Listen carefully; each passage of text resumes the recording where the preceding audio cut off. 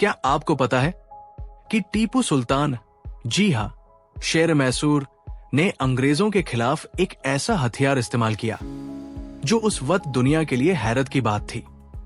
Rocket.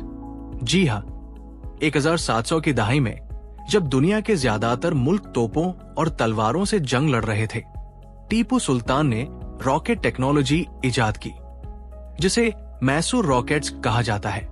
ये rocket धात के खोल में बारूद भरते और बांस के साथ बांधकर चलाए जाते थे। इनका दायरा तकरीबन 2 किलोमीटर तक था और सबसे खास बात, ये रॉकेट आसमान में चिंगाड़ते हुए जाते और नीचे आकर धमाके से दुश्मन की सफों को तहस नहस कर देते। जब 1799 की जंग में अंग्रेजों ने ये रॉकेट्स देखे तो हैरान रह गए और बाद में इन्हीं रॉकेटों से मुतासिर होकर ब्रिटानिया ने अपना पहला कंग्रीव रॉकेट बनाया।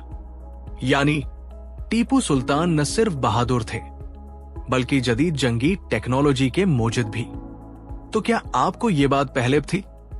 अगर नहीं तो इस वीडियो को जरूर शेयर करें ताकि दूसरों को भी अपने हीरो पर पत्र हो।